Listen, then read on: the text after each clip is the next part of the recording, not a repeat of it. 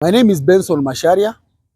I'm a human rights activist and accountability actor within Kenya, and in particular on issues of constitutionalism. And we have been observing this matter of impeachment of Deputy President Rigathi Gachagua with a lot of awe, with a lot of amazements, looking at how the whole process has been handled by our parliament and especially the National Assembly. We saw the kind of charges that were brought forward, and himself, the deputy president, was able to come forward and be able to clarify almost all the charges and trying to ask if there is any compelling evidence to be brought against him so that he can be impeached. We want to say that as a human rights activist, it is not just about Gachagua, but it's about the constitutionality and the Bill of Rights as enshrined by our constitution. That we must be subjected to fair trial. We must be given an opportunity even to undergo all the processes before we reach to those levels. First, I must say this. We expected that if indeed in the man of Geoffrey Rigathi Gachagua, he has done some of these and especially issues of corruption, we expected that right now as we speak, he should be before all the investigative agencies, summoned, recorded, and actually charged, and actually taken to a court of law and convicted for that matter. We cannot say that this DCI, EACC, and National Intelligence have failed to adduce any evidence that can take him to court so that he can go and be tried by members of parliament. Let me say that we are shocked that in this parliament of Kenya, some of the MPs, they have done atrocity against Kenyans.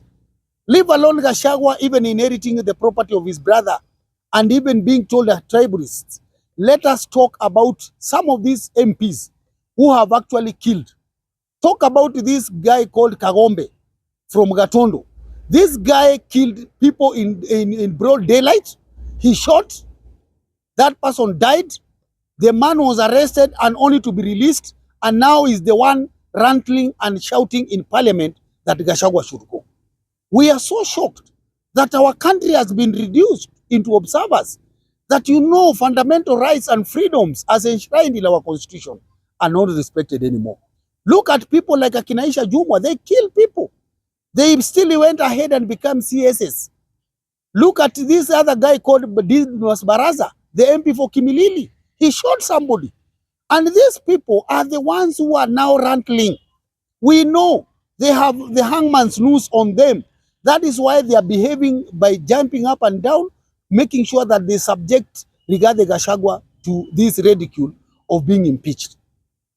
I just want to talk to Kenyans and tell them, we are just, as a country, lowering the threshold for impeachment of any other person.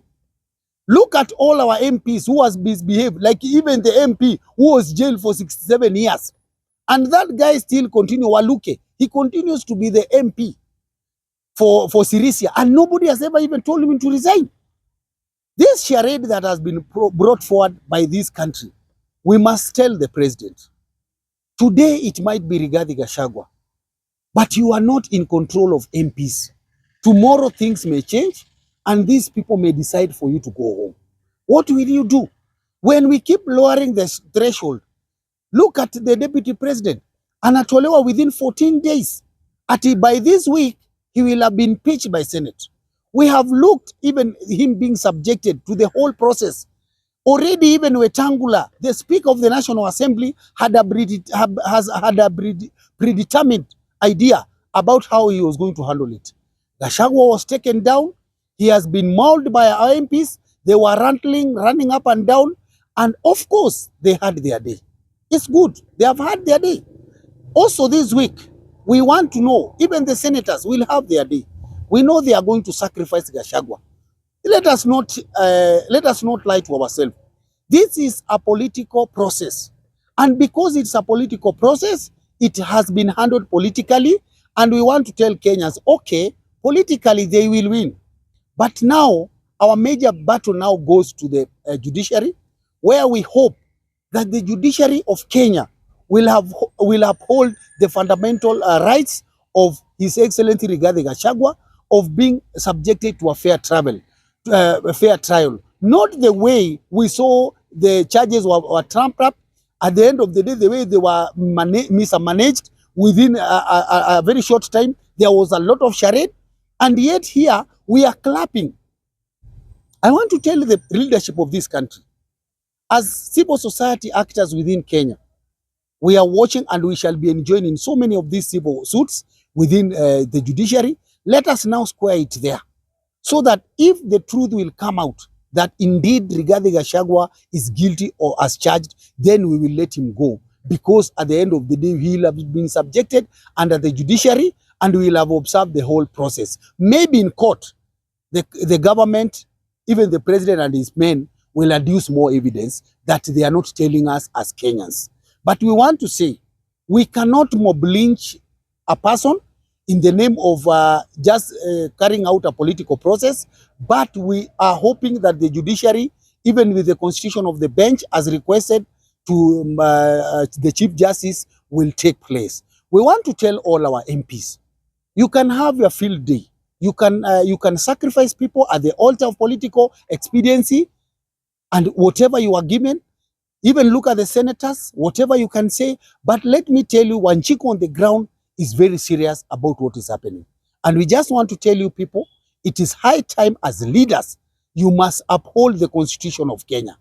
But Wanjiku will not forget, and maybe at the right time will punish you badly for what you have done against one individual. It is not about Gachagua, but it is about the whole process. Because if, lastly, today, again, somebody within the executive decide maybe one of us is not a Kenyan, for example, like Laira, I'm just using as an example, and they say he's a Ugandan, and he's supposed to be thrown there, who will stand up for him? Is it the 300 people who will have been convinced, or is it Kenya's constitution that will uphold or will overtake whatever will happen? So we are not happy, but we are just saying we are going to follow this process to the end, and we want the courts to make sure that they uphold the principle of fundamental rights by ensuring that the Bill of Rights for all Kenyans, regardless of their position, is upheld and protected under Kenyan law and also the international law. I think for me, even if Gachagua is impeached today, but at the end of the day, the courts do not uphold the impeachment, I think for him, he will not be any other person in this country. You cannot just wish that support, because he has drawn support all over the country, considering that, you know, he was accused of even supporting the Gen Zs. And you see these people, this was issue about finance bill. We also expect for Gachagua, even if he is going to go home, let him now stand up as the accountability actor within the country of Kenya. He will now be the opposition the country now needs right now. Even as a country, we undergo the problems of Adani takeover within the airports and also the Keroche transmission lines. We also hope that now the issues of Chief and Shah and whatever these shares they have will come out, and so that he can now start speaking against these things without fear of any reprisal for whatever matter. But at the end of the day, we hope that Gachagua will also, just like yesterday we had him saying that he is going to uphold whatever will be taken, but he's calling Kenyans for peaceful coexistence. Let us know that this is not a person who just push over, because he was there for President Ruto. We were there, we saw what he did during that time. And we hope that he will still do it and stand up for this country, even make sure that Kenyans are not suffering through demolitions and evictions, and right now the way they are being sacrificed right, left and center. I will just want to say that to Senator Keroche, that maybe at this particular time, you may have called stakeholders, they have sat with you down, they have advised you on the way forward, because we have heard in other quarters, you have said that they have actually advised you. But what I would have asked you as our senator is also go back to the conscience and understand, what is it really, when you look at it, does it really satisfy and fulfill the threshold that will have presented and the evidence you have as Senate? Then you will have voted according to your conscience. Otherwise, we don't want regrets later, whereby maybe you will have made a decision and then you come to regret that actually you have not been that person that Nakuru people expected you to present. you need to consult widely, consult further, so that you listen. What is the ground saying? Not leaders next to you, not other people whom we think are maybe surrounding the president. But what we are saying is, what are Nakuru people saying? Let us just be honest. If the ground is saying, maybe you can go against, but at the same time keep your life, and at the same time you continue to be our leader. But if we are not going to see any proper and serious engagement whereby you are going, you can only give your advice. But at the end of the day, as Nakuru people, on the ground, as we listen, people are saying no to impeachment of Gachagua. So, Madam Senator, just here, that is what we are saying. Thank you.